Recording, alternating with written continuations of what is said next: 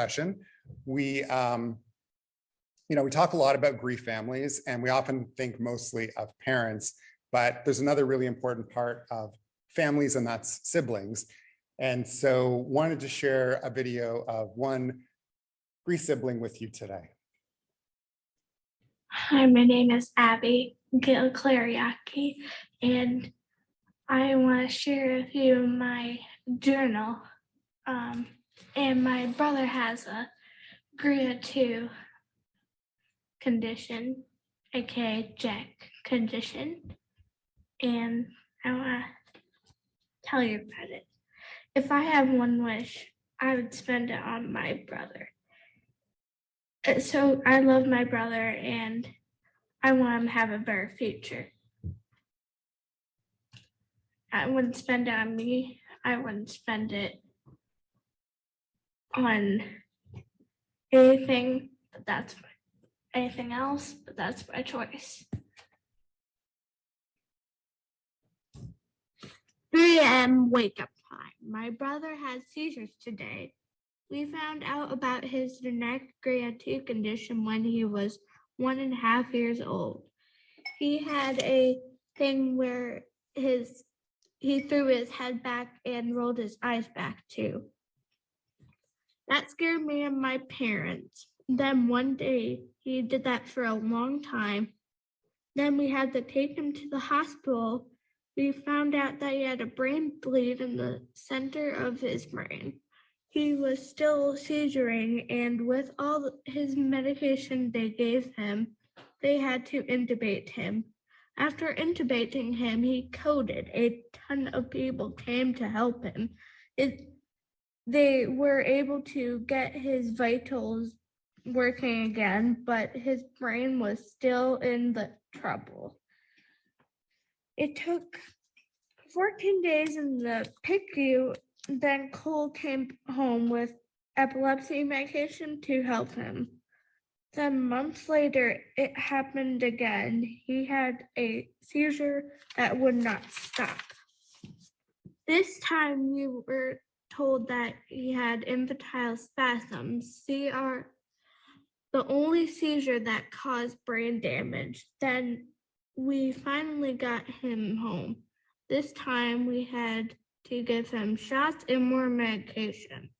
After a while, they told us he did not have infantile spasms anymore, but they could come back. Today, he still has seizures, but they are shorter. And finally, they told us he has a genetic condition, GRI, and caused all this and more. And it is really rare. He is really strong, and we all love him so much, so much.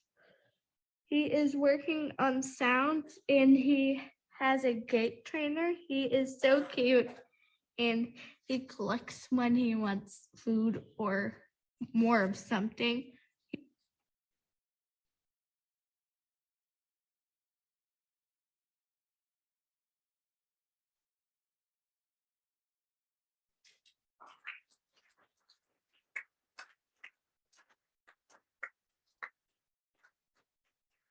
Okay, so now we're going to start with our first keynote. Really excited about this, and Dr. Poduri will tell a little more. But before we start, I just want to mention, in terms of asking questions, because we have a virtual audience and an audience in the room, please make sure if you're in the room and want to ask questions that you use a mic.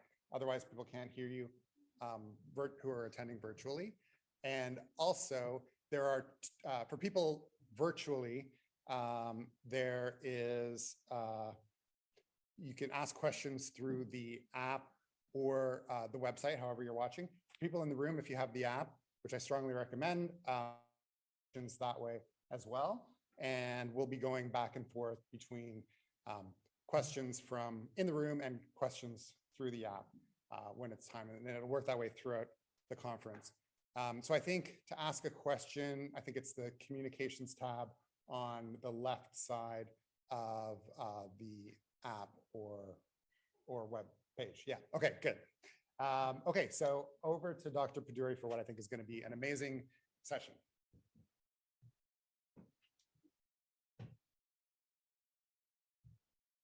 Thanks, Keith. So I'm really, really honored to be able to introduce these brave individuals who are sitting up on the stage. So I want to thank you at the beginning, and we'll thank you at the end, but really, really appreciate your willingness to come and share your experiences with the community in the room, but also in the community online. I've been asked to introduce you, so I'll do that briefly, and certainly would then welcome your thoughts on a number of different topics. We have some questions we discussed ahead of time, but also if there's other things that you'd like to add, please go ahead and do that, and I'll try to call on you and give everybody a chance to speak. So I'll start in the order that I have. We have Milan Atanassov and his mom, Ipsita. Chance to meet them earlier this morning. That's you. Milan is 15. He has a variant in the GRIN1 gene. That's a loss of function variant. And at school, he's in the 10th grade, loves to play video games and would like to become an alchemist. We have Jordyn Dunn. Jordyn's 24 years old and has a GRIN2D variant, as well as another unrelated gene variant. She was diagnosed last June. It took 23 years and 5 attempts with genetics to receive a diagnosis. She's lived in 3 different states, Ohio, Utah, and Indiana, recently back in Ohio. And she's had brain surgery at the age of 10. She's a very talented artist. You might see one of her pieces on the auction, although you'll have to outbid me if you want it. She enjoys music, video games, looking for rocks and shells at the beach, riding roller coasters, and watching movies and TV shows. We have Matt Smith. Matt's 43 and is impacted by the GRIA2 gene. As an infant, Matt exhibited symptoms that were thought to maybe be seizures, and had some stimming behaviors, but EEG did not show seizures. And Matt's here hoping to gain more information about his daughter, who has the same variant as well. And finally, we have Benjamin Wann at the end. He started having seizures at 3 years of age in 2004. 10 years later, is one of the first few patients discovered to have a variant in the GRIN2A gene. And today at age 21, he's over 7 years seizure-free, which is amazing. And I'll just say before getting into some of the questions, how impressed I am by all of your willingness to share this very, very personal information with us, with the community, really to educate everybody and to be able to help us learn from each other, but mostly to learn from you. So thank you for that. Sorry, I forgot to take the mask off, but I hope you heard all of that. So we have some general questions, and I thought we'll start just by going down in order. You have a mic, and we've got another mic here we can pass down. This is going to be a little bit different because we've got folks at different ends of the age spectrum. But I'll start just by asking, how were you impacted by the diagnosis of a GRI disorder? Would you like to start? Okay. Well, first of all, I'd like to say, thank you for all of you who've chosen to be here to provide support and to learn more. But when we learned about this, it was quite a shock, that we knew that there would be challenges with raising a child who is not what would be considered and who would be considered neurotypical. But fortunately, my wife and I, we happen to be we live in Baltimore, and between Johns Hopkins, the Kennedy Krieger Institute, we're surrounded by a great number of organizations that are able to provide support and reach out. And my wife in particular has made this like her mission to reach out to people who have family and loved ones affected by these conditions, to share information and link them up with resources such as Cure GRIN and others, who to provide treatments and support. And I'm glad to be right along with her. And I can say that while it has been filled with uncertainty, our daughter has been making tremendous progress within the last couple of months, through a variety of treatments. And so, the outlook is positive. It will take time, but I'm convinced that she'll be able to gain a decent level of functioning, and over the next several years, and we just forge ahead as best we can day to day. So. Okay. Milan and Ipsita. So in the beginning, when we didn't know what was wrong with him, we looked everywhere, where we were just looking for a diagnosis. So, and I think 2014, he got diagnosed. And then we had a sense of relief that, okay, we know what it is, but we didn't know what to do after that. So that was very scary, but I found Keith on Facebook, and then I realized, oh, there's another whole world out there with parents and kids who have, so we are not alone. So that was a big relief. And after that, all these researchers, doctors came along, and then we saw that, okay, there is hope. So now I feel, because in the beginning, people told us, the doctors told us that, okay, he won't develop anymore, he won't grow anymore. So like accept it. And it was but we refused to give up. So we kept on pushing, and he's growing. I mean, slowly, slower than a neurotypical child perhaps, but that's not a problem for us. We just want him to grow. He's a happy kid, and it's growing good. You get past the mic down, Jordyn. Oh, Oh, your mic. Oh, wonderful. Oh, wonderful. Okay. Can you repeat the question? Sure. It's a general question. How have you been affected by a GRI disorder? I've been affected by it. Sorry, let me take a minute. I've been affected by it in ways that I struggle to make friends and do math, and I also struggle with ADHD, which is also incorporated in the GRI disorder. And I also struggle with things like OCD as well. Thank you. And Benjamin? Well, clear my throat first, but so I had like my first seizure at the age of 3 years old. And it was during like Thanksgiving. And I basically didn't get diagnosed of GRID2A until I was 13 years old. But I am 7 years seizure free on CBD and CBD only. Now, it's one of those medication that isn't like for everyone. I mean, it's hard to get even. I'm in Colorado, so it's easier, but the CBD has helped me with my memory. It helped me like speak normally, how to do stuff, you know, and create things, be in this like I created a little thing. I have something here in my pocket. It's like so tiny. I have like 2 pockets. These pants are amazing. All right. So this is a cool 3D printed dragon that I made myself. Well, I didn't make myself. I found it on the website. It costs like $3 to get the file and put it in. And this was 6 hours to do, you know, with all the creativity and understanding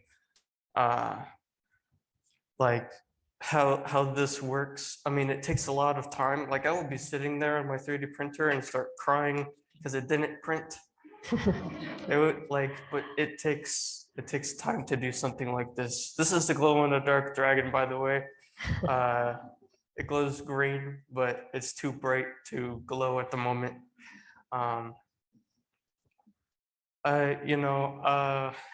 Benjamin, I want to pick up on that theme a little bit because we had some prepared questions, but I think you're kind of bringing up, and you've all sort of brought up. We talk about the problems and we talk about the difficulties of having a GRI disorder. Yeah. And one of the questions we were going to ask everybody, and I still will, is what's one of the hardest parts about it? But I feel like I want to ask each of you to comment not just on the hardest part of a GRI disorder, but some of the positive aspects that have come, from knowing that you have this diagnosis? So maybe we'll go in the opposite order. Well, for me, the hardest part was reading, writing. For a long time was speaking. Like at the age of 9 years old, I had a hard time speaking, and but over the times, as I get older, I'm 21 right now, but like even through like my older medication I had was Capra pharmaceuticals, did not help at all. So at the age of 13 years old, we somewhere in December, we decided to use CBD, but otherwise, and yeah, the growth kept on going. You know, the struggles were actually, another struggle I had was listening to the songs on the radio and following along with the lyrics. But as I took, took the medication, I was singing in the car radio, and my mom was almost writing this down as like things are happening too. It's like, That's as a great. mother. It's great to hear. And I want to sort of emphasize there's a lot that you've all been managing and handling, but also a lot of positive bright spots that you're highlighting, which I think is so important. Jordyn, would you like to tell us a little bit about some of the harder parts, but also some of the bright spots? I don't think that there's really anything positive to having a disease that makes your life harder, but I do hope that people who are more severe than me and also me find a cure or some treatment in the future or near future that could help us. I think that's a wonderful and really honest answer. But I will also submit back to you that I think you're all showing us the bright spots by your willingness to get up on a stage and talk about all of these issues, and also the hope that you still hold despite all of the struggles. So I thank you for that.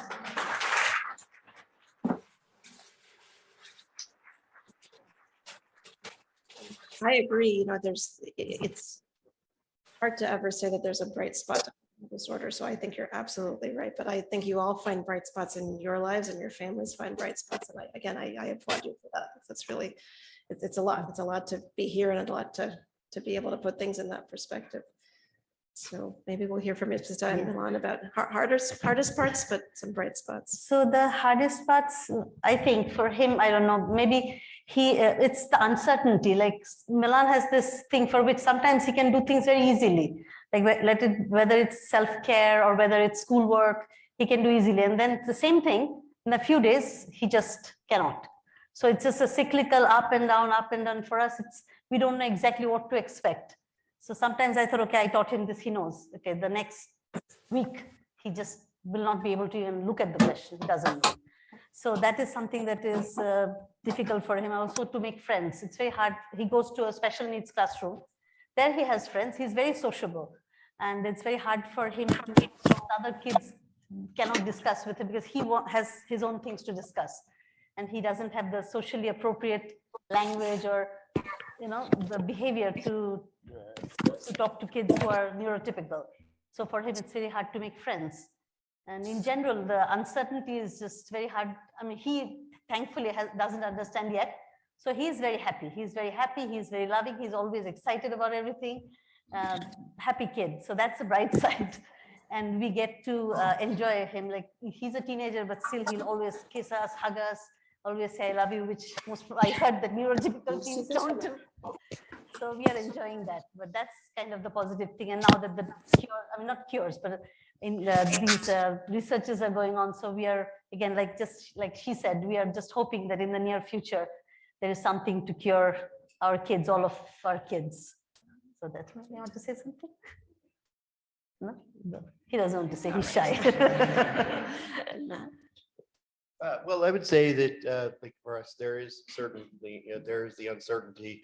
And, while certainly nobody wishes to bring upon themselves and more challenges than they start with, it really has showed us the power of resiliency, community, you're reaching out to people, and that ultimately I think you're only as hopeless like as you feel. We're projected, and that as you reaching out, you see that you're never really alone. Yeah, it may be a long, difficult road, but when you just see like with our daughter's case, she's now reaching and holding her bottle like almost on her own there. Sometimes there's moments where she'll get a little bit of an ornery streak, and decide, no, I'm not going to cooperate. But when you see your daughter holding your bottle when a year ago you never thought she'd be able to like hold a toy on her own or play with it, that's just truly worth its weight in gold, and it just shows what's possible. And then through persistence, we keep forward, and we know we take it one day at a time. And as far as myself and GRI too, that the biggest challenges or the most difficult thing I would say is probably the unwritten language of social interaction, social cues, being like the last one picked, the first one picked on, so that for the longest time, everything.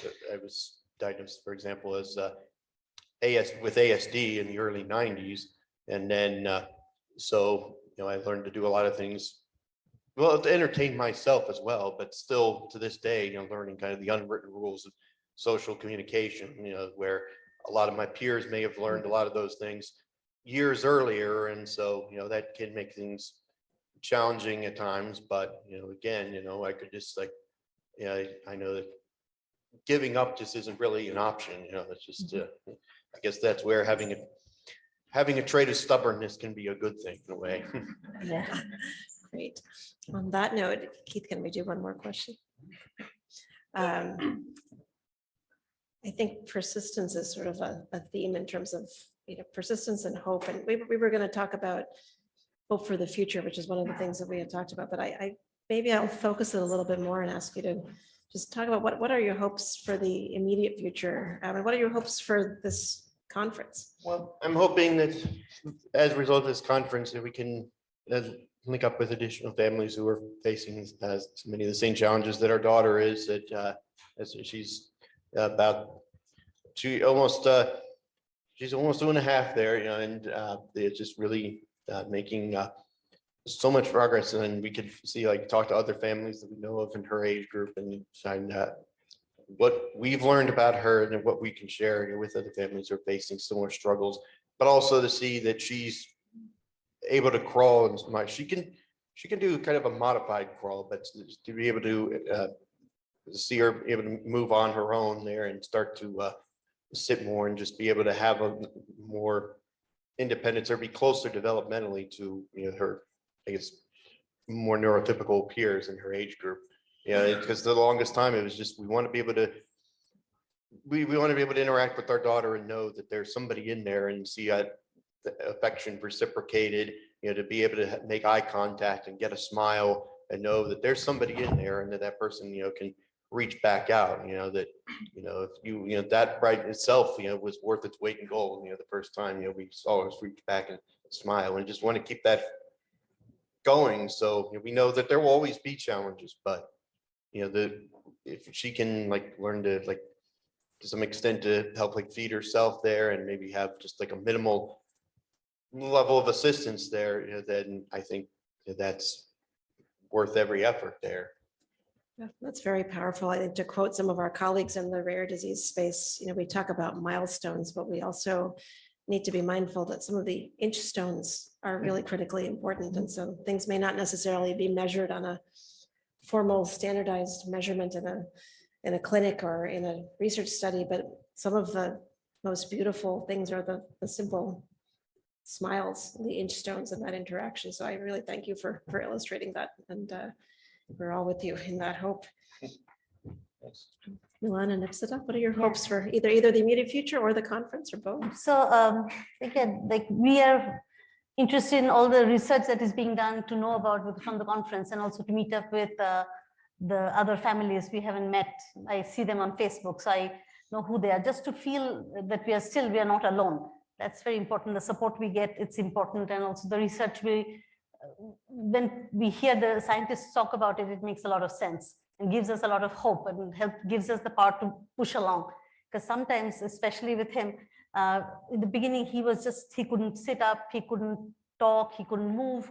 And since then, it's been constant push, constantly pushing, no, he cannot go to, no, we didn't find childcare, we didn't find proper fit in school. And eventually, like in the school, we are always like, no, he cannot do this. And we have to show, no, he can. And to push, like you said, the inch stones, small things he does, and just, it gives us hope. So we are hoping that research and we find a full cure.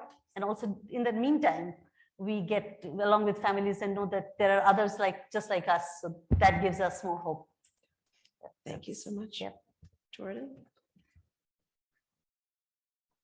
I'm sorry, my brain's just sort of like foggy right now. Do you think you could? Absolutely. I'll definitely repeat the question.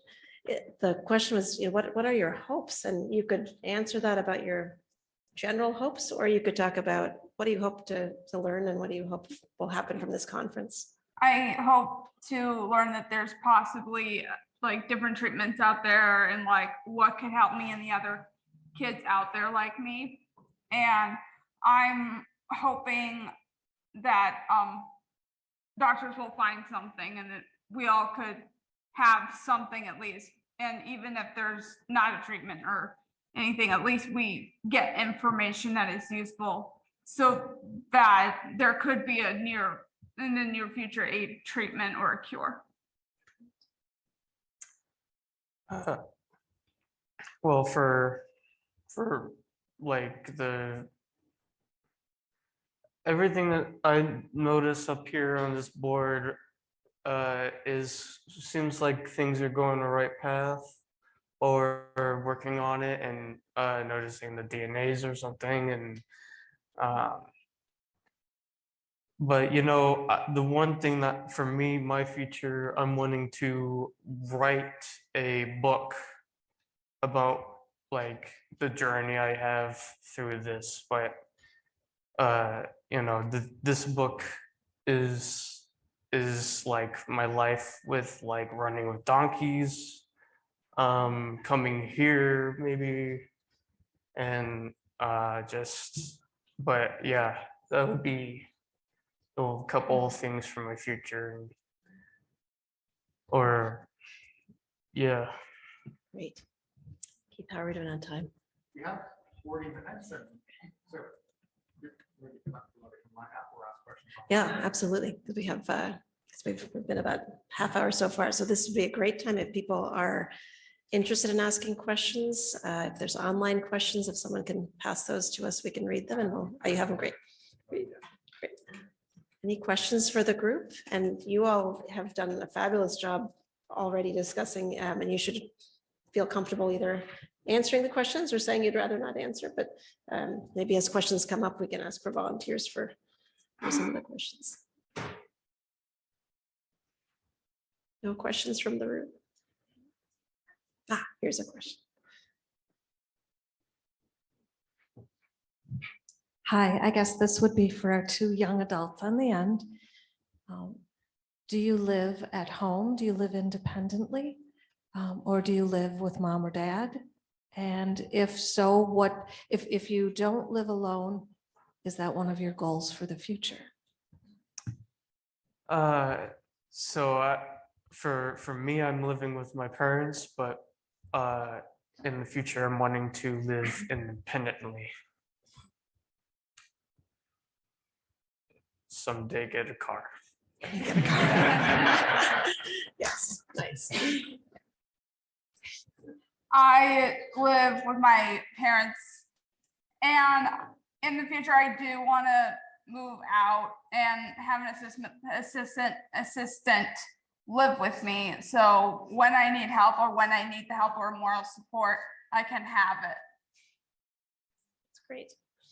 I hope the parents are listening too. It brings up an important, really important topic that comes up because many of us here who are physicians are pediatric neurologists. We're used to working with your pediatricians, and at some point you kind of maybe outgrow the pediatric setting, or you don't necessarily want to be coming to places where the waiting rooms are full of babies, and maybe you want a grown-up doctor, and maybe you want to start having some of the visits on your own, or parts of the visits on your own. So I think it's a delicate balance. It's important that you have your voice and that, you know, everybody in the family is able to work as a team. Just another question from the audience. Is that working? Thank you all so much for being here and sharing your stories and being so bold. It's very encouraging to us in the room. As a parent, I was hoping that maybe you could speak to something that maybe your parents or people who have been supportive of you in your life, some encouragement for us parents in the room. What are some things that your parents have done or people who have supported you in your journey that could be encouraging for us parents in the room that we can translate to our kids? Well, if you may, you know, I'd like to speak to that.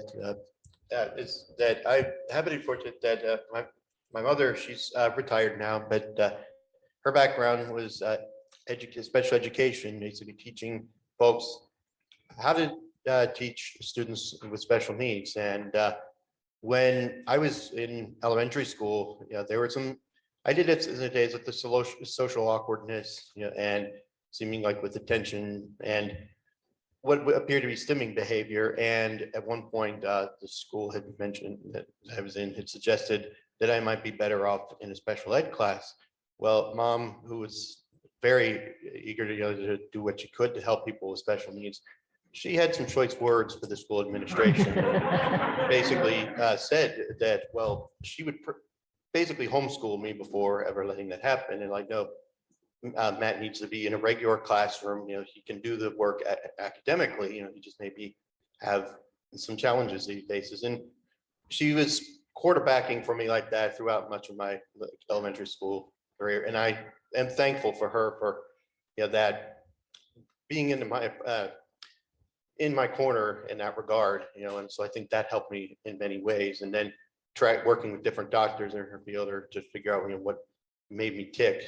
So I think while I realize that not all parents may have the background and resources, it's still, especially at this day with the age with the internet, and social media, reaching out to groups to find those folks who, you don't just accept when you say your kid, oh, will never, you know, be attain X, Y, and Z goals, or, you know, your kid will always be limited. You know, just you really have to be your own advocate and go out there and talk to people. Hence why we have GRICon, and just to more generally, you know, if you feel that there's something off or you're not satisfied, that there probably is a better answer than you're getting, and, you know, like really advocate. And, you know, the best we can do is advocate for our kids, you know, and, you know, don't give up on that.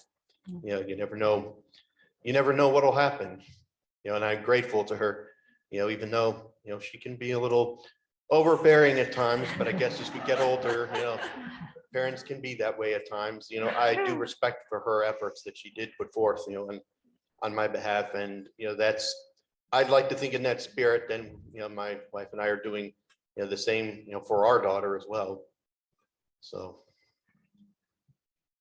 Anyone else like to comment on your family's role in your lives and what you've leaned on them for? Well, I have a couple of, like, for me, it's mainly my phone. Technology nowadays is upgrading to advance to help. For some of you, it would be fidgets or something to fidget with, you know, and those help, like with the calmness and making them calm. But for me, I use my phone all the time to, if I had a hard time reading a sentence, I'll just take out my phone and I'll scan it using my, it's already in the phone, like it's scanned, it's the word, and sometimes I had headphones in, or sometimes I don't. Otherwise, I can be in a quiet room if they're doing testing or something. But if I had headphones and I wish I had this phone in high school, because for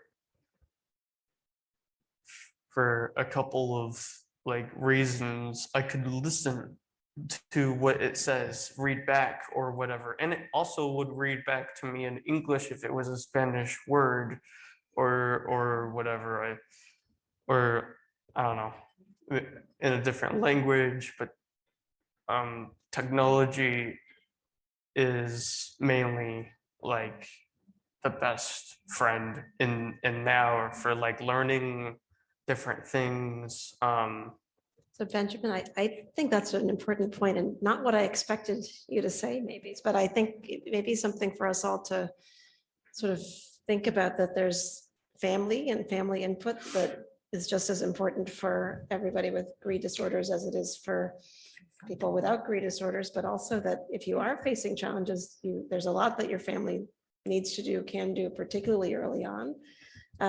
But there may be ways that you could achieve some independence and not necessarily rely on other people for everything, particularly in this age of blossoming technology. So I think that that's great. I think I want to make sure we have time for one more question from the floor. Yeah. Really appreciate the effort to organize this conference. Thanks so much. I was wondering, when you first presented with some symptoms to your clinicians, probably they did not diagnose that as a GRIN disorder in the first place. What motivated you or your clinician to go after the glutamate receptor gene to identify? Because I meet with a lot of clinicians and they say that we have no reason to study glutamate receptors when somebody is presenting with symptoms that may be associated with GRIN disorders. So what was the reason? Is there any specific reason that motivated you or your clinician to study the glutamate receptor gene and any mutations associated with that? And I'm going to guess before we have everybody answer that it wasn't a specific thought that, wow, I bet these individuals have a glutamate receptor gene or a GRI disorder. I'm guessing it was a more general approach that, hey, this might be something genetic, but I'll let you each maybe just tell us. So that's really an important question. How did you end up in this group? How did you end up with a diagnosis? Well, for us, if you don't mind, first, it was since our daughter was exhibiting significant delays reaching her in stones and milestones, we weren't sure what was going on. Her primary care doctor said everything looked good medically, and her calcium B12 levels were very high. She had a heart surgery, ASD and DSD repair at 7 weeks. But just to give a bit of a medical background for her daughter, but there was nothing that otherwise indicated why she was so globally delayed. I suspected perhaps it was genetic because myself having been diagnosed with ASD, and that maybe there was a component. So we took our daughter, it was in July 2021 to the Kennedy Krieger Institute in downtown Baltimore. And we were working with various therapists, and after a time, they performed what's called the whole exome sequence, a type of genetic analysis that some of you may be familiar with. And after several months, there was a genetic defect identified, aberration that led to a diagnosis of GRIA2. And of course, my wife and I were both like, what in the world is this? And this was roughly February of 2022. And further, and so this was good to have at least a partial answer or something we could put a name to, and to provide greater treatments. And it just so happened that one of the leads on her team had, I think, one, maybe two of the patients who had presented with GRIA2 conditions. So she was already at least somewhat familiar with the GRI condition. So those pieces happened to fall into place. And through further discussions, found that in our daughter's case, the variant that she has, which is actually typically de novo, it's C1155.2 TCP, if I recall correctly. That's the variant, the genetic variant she has. That while she actually inherited it from me, and as far as I know, I think we're like the only two people, so far they found that a case of inheriting that particular variant. And so, that's why, we've kind of learned to, we've kind of gone further down the rabbit hole, and especially like at finding out more about what treatments are available. And, at least now we have some answers to continue forward. So in your case, it was really your daughter that led to your, Pretty much, having because fun. because I always knew, it was different, and I always chalked it up to, okay, it was ASD or variation thereof, and I was satisfied with that to an extent, that that's something that's fairly well documented. There's treatment plans, and I figured there was some genetic basis, but now having something definitive to say, okay, this is like a potential root cause, why it happened, we're still not sure, but at least it gives us an idea of going forward, and that maybe it can be, maybe not necessarily fixed, but the treatments can be, rendered accordingly. And so, yes, I'd say it was a learning experience both ways. We learned as much from her about what's possible as, we teach her. you all mentioned in your bios, having to wait some time for a diagnosis. So I wondered, what were the things that you pushed for? How did you advocate for getting a genetic evaluation? So in the beginning, when he was 8 months old, we took him to the pediatrician for regular checkup, and he had said, okay, sit him on the scale. And I said, he doesn't sit. And he's like, well, he should sit by now. So he was the first one who kind of gave us an idea that something might be wrong with him. So then he asked for early intervention, and then we started taking him to all sorts of neurologists. We were in New York at that time, and they did all sorts of tests. Everything came out normal. And we didn't know what was wrong, but my sister-in-law, she works in genetics. So she told me, why don't you just do a exome sequencing? And that time we didn't have the full sequencing available, but we did the exome sequencing, because my sister-in-law said, there's no harm, you can at least know. And we didn't expect much, but then it came back with this disorder. And that's how we went that direction. Jordyn and Benjamin, when you were little, we didn't necessarily know about these genes. And I think all of you together are sort of illustrating kind of the answer to your question, which is that it's many, many different symptoms that are not necessarily specific. So developmental delay, maybe early seizures, maybe developmental issues, and then a family history. And these are all things that pediatrician, a child neurologist might think about, but the truth is that none of them are specifically related to GRI disorders. They're related to that whole group of neurodevelopmental disorders, but the GRI disorders are a big part of that. And so how do you go from this general sense of something must be going on here, right? There must be some explanation to this, to then these specific gene diagnoses. It takes families partnering with physicians, geneticists, neurologists, pediatricians, genetic counselors to try to push for a diagnosis. That's easier today than it was for all of you. And it's partly easier today because of awareness that groups like this are raising.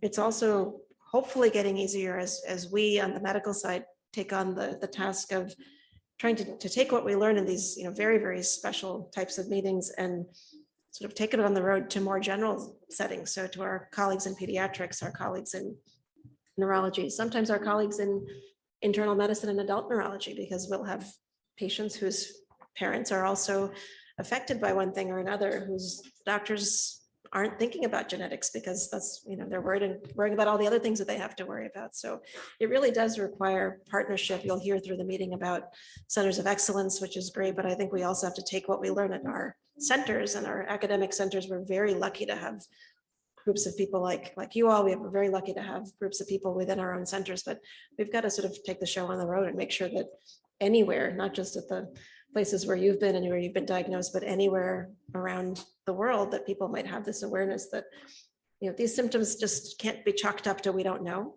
We may not know, but there's a difference between we tried to figure it out and we don't know versus we don't know and we throw our hands up. It's sort of in 2023, it's not good enough to just say, we don't know the cause of a neurodevelopmental disorder and then not look for a specific cause. Very different from when many of you were little, but that's how fast things are changing. We've got some questions from through the app that I wanted to ask. So this is a question for you, Jordyn, which is where and how do you get the inspiration to paint? There's really just no inspiration behind it. I just sort of kind of go like, oh, I feel like drawing or painting today. And I just sort of just do it whatever comes to mind. It's not something I plan out. It's not something that is like, I've had a good day, I'm gonna paint the sun. It's It's like a spark of creativity. Okay. The next question, what specific therapies or routines did you or your parents implement that helped you? So the person gave some examples: music therapy, water therapy, speech therapy. I did do speech therapy a lot as a kid and growing up. I don't do it anymore, but I think speech therapy has definitely helped me in some way. But most importantly, I think it's important that parents help out as well, which thankfully my parents were there for me and very much supportive and did everything they could to help me, and they did a very good job.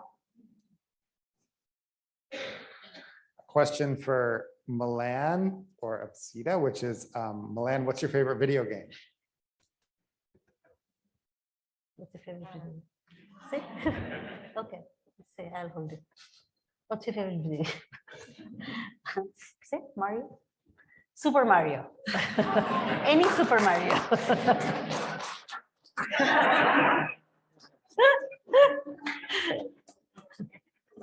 Okay, and the next question, this is for anyone there. Do you have difficulty with self-harm or aggressive behavior? And if so, were you able to overcome that? To be able to sit in front of how were you able to overcome that to be able to sit in front of a group and have a discussion like you are today? Oh, okay, yeah. So yes, I was aggressive and violent back then, but I overcame it because my mom had figured out that I was having seizures based on the experience that she had the similar seizures that I had when she was 19 years old from a shot test thing she got for some illness because she wanted to get a job. And she had to take this test to see if she had this illness or not. She ended up having a seizure similar to mine in the doctor's office and another one a week later. And that's how she figured out I had problems. And she weaned me off of that medicine. I can't think of it on top of my head, but I immediately no longer was aggressive. I was way more high functioning, way better without all those meds that I was popped on. That's great, thank you. Anyone else want to answer that one, or? Well, for me, it was aggressive at like a young age. I would probably say like a couple of things I remember is probably being pinned down by my sisters. Something about not wanting to go to school or not doing my homework, but otherwise it's in that thought process of remembering those things was I had a consciousness in the back of my head saying, what did I do? Because I didn't know why I was being pinned down. Some of them felt like they were for no reason. But when you see videos and you're like, oh, I did that. And so now, yeah, it just comes to realize that luckily I'm not taking those medications anymore, so thank God. Thank you. We still have about 15 minutes before break, so I can bring a mic. I think it would be helpful for Benjamin and Jordyn to talk about how their seizures feel. I think that might be helpful for other parents. Yeah, so question from Jordyn's mom, which would be great. So a lot of the, a lot of people with GRI have seizures. They're nonverbal. So the parents maybe don't know what they're going through. So anyone who has experienced seizures, can you tell us what it feels like when you're going through one? Or Yeah. So it basically feels like when I have a seizure, my mind blacks out. So it's sort of like lights are on, nobody's home. And whatever I am doing in that moment, I don't know what I'm doing. I don't know what's going on. And my seizures happen in clusters. So it's like 1, 2, 3 seizure, 1, 2, 3 seizure, 1, 2, 3 seizure, so forth. And so basically, like, let's say if I was doing the dishes and I was having seizures, I wouldn't know basically what was going on. Or if like I was in the shower or something, like, and it kind of messes up my memory of where I am in that process. So then then the only thing I can do is start over, but it's like my mind blanks out. And then the side effects I get from my seizures afterwards is basically tiredness, moodiness, irritation, basically just wanting to go to my bedroom and black out on my bed and just be like, peace. So you want to be left alone. Benjamin, if it's been a while for you, do you want to talk about what it used to be like? Do you remember them? I kind of do. For me, it was like I get warnings, and those warnings were like I would eat or drink water and be like, this is metal. I taste metal. It's like,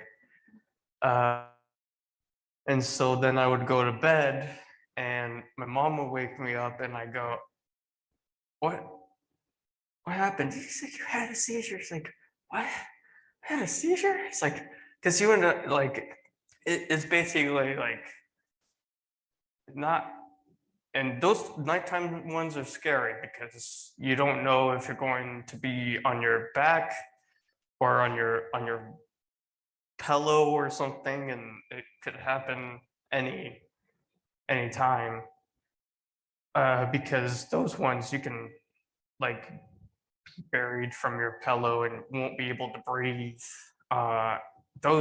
So I had night seizures would be even, but we figured out that it was rosemary, so can't go to McDonald's anymore. I think.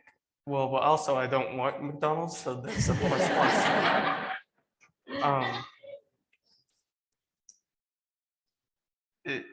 So it's don't really feel as much as what's going on. Like maybe a headache when you come out of it, and slobber.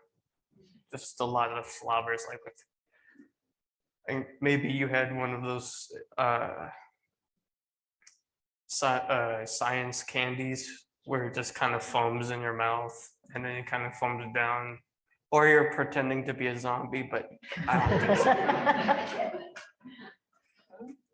I'm struck by how vivid your descriptions are, but also I'm really, I really appreciate your bringing this all out so people can hear what it feels like for you. It's the sort of thing that hopefully doctors will have asked you and so on and so forth, but I think it is helpful just to everybody hear that. It's also, I think there's a lot of myth and lore out there about seizures, and people may assume that you may not remember, but they should ask you, shouldn't they? What does it feel like? What did it feel like? What do you remember?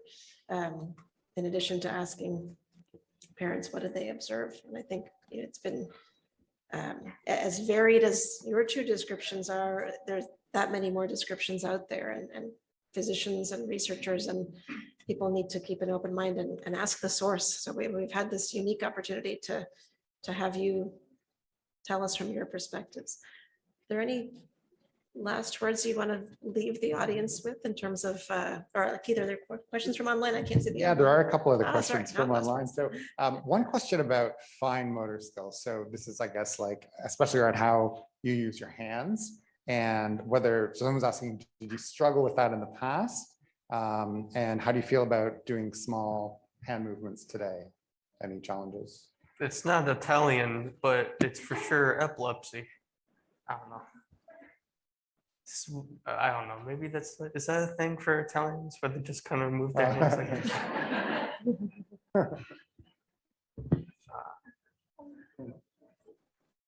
this? Does anybody struggle with difficulty with fine movements? I mean, we have a painter, we have people who make 3D printing, which is more of a computer thing, but is fine motor an issue for anybody?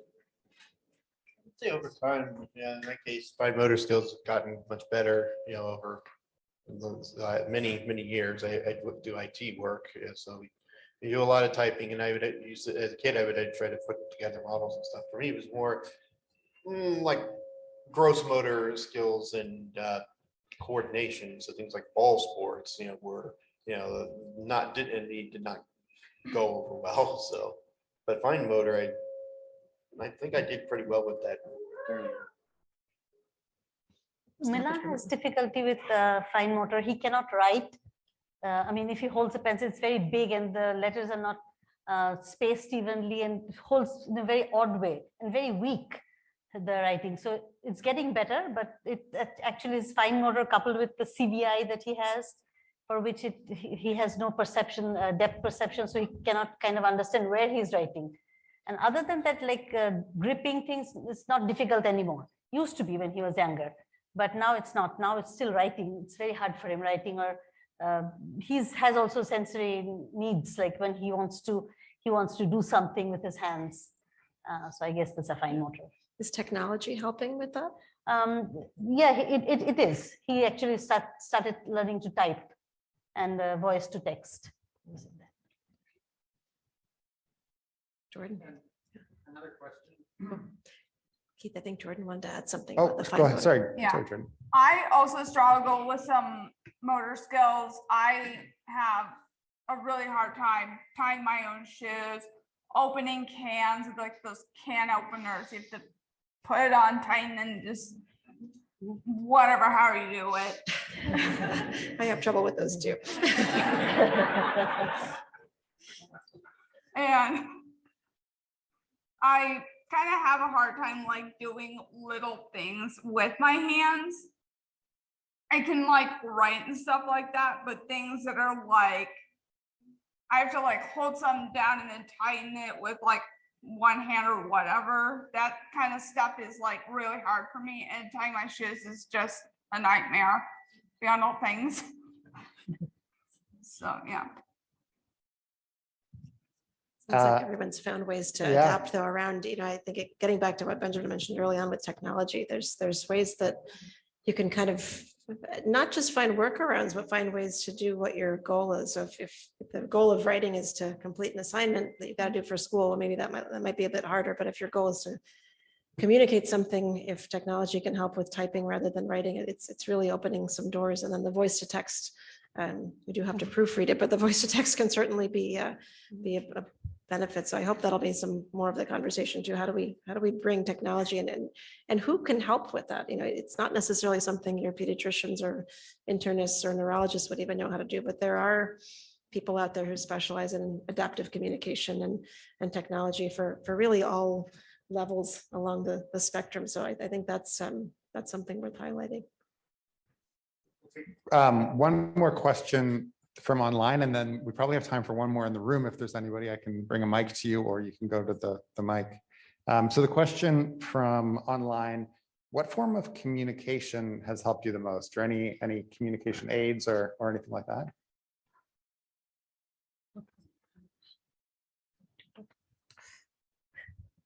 I think of the best communication for sure, like I said, my phone and stuff.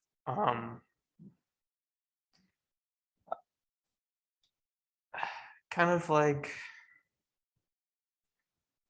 I mean, I'm not sure, just.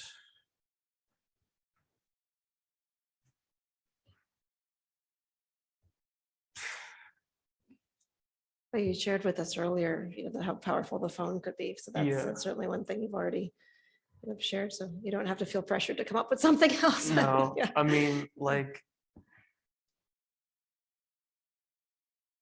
the communication for art, like, is, wow. Now that I've already said it, it's taken away for what I should add. Well,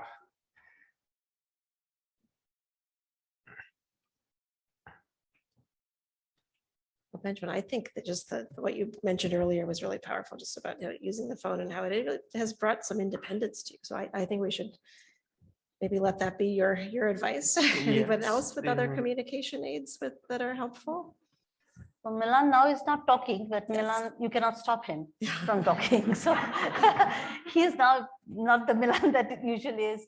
So he usually can talk. Sometimes whatever he's saying might not be the most appropriate for his age, but he has no problems talking. The thing is writing. So now the typing and the voice to text is helping him to overcome. And also the phone. He also can, he's very technological. So, Mom, do this, this, this. I'm like, okay, whatever. I don't know. So he tells me what to do. Yeah, no, exactly.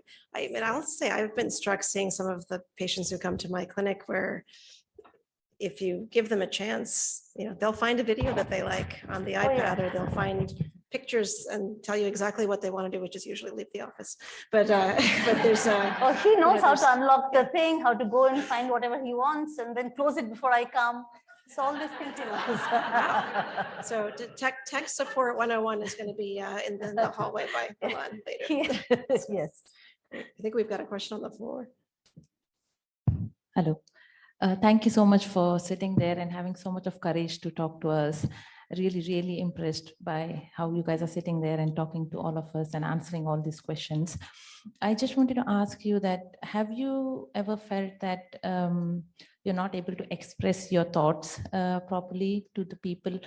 Have you felt like I do understand, or I have more knowledge than what I can actually communicate? And does it make you feel frustrated, or do you use any other ways to express your thoughts? I really just try to communicate verbally as much as I can. Because sometimes so for when I'm in the shower, I have tachycardia, and sometimes it's so bad that I can't even talk because I'm trying to catch my breath and I'm crying, I'm breathing heavily. And so I try to communicate just verbally as much as possible. And other types of communication I have is I have a phone, so I text, I call, I do stuff like that. Anyone else want to comment on not being able to express yourself, or alternate ways of expressing yourselves?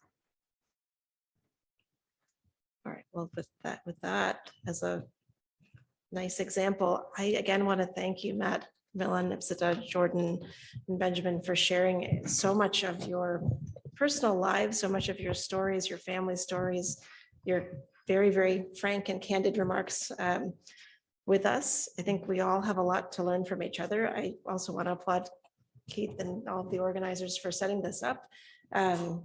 Most traditional conferences that doctors and scientists go to are lecture.